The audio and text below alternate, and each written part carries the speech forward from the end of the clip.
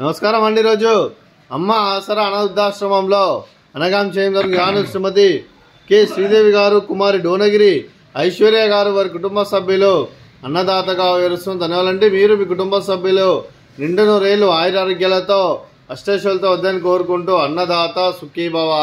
అలాగే ఈరోజు సందర్భం ఏంటంటే మానవ సేవ మాస లక్ష్యంగా 65 మంది రాష్ట్రలకు ఆకలి తీర్చడానికి ఈరోజు శ్రీమతి కె శ్రీదేవి గారి కుమార్తె కుమారి డోనగిరి ఐశ్వర్య గారి జన్మ శుభ సందర్భంగా 19/11/2025 నాడు అనగాం చేయడం జరుగుతుంది.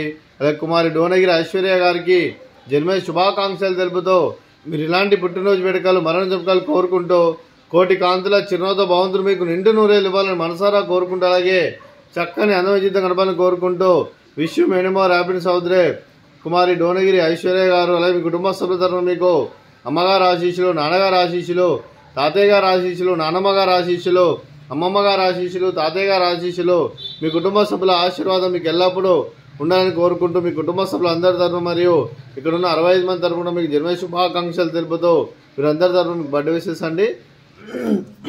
Happy birthday to you, happy birthday to you, happy birthday to you Donagiri Aishwarya గారు.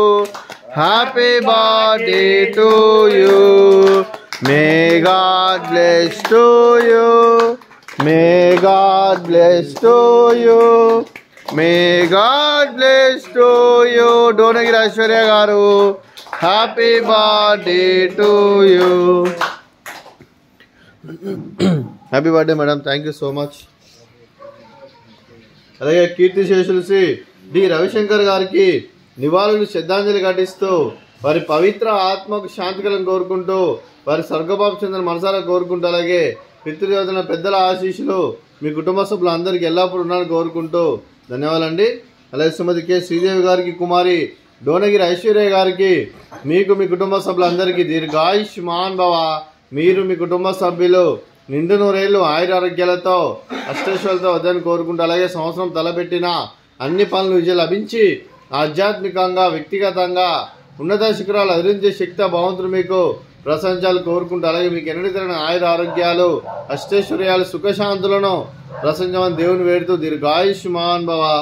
అలాగే శ్రీమతి కె శ్రీదేవి గారికి వారి కుటుంబ సభ్యులందరికీ ఆ పరమేశ్వరుని ఆశీస్సులు, వెంకటేశ్వర స్వామి ఆశీస్సులు వారికి ఎల్లప్పుడూ ఉన్నారని కోరుకుంటూ శుభాకాంక్షలు అండి.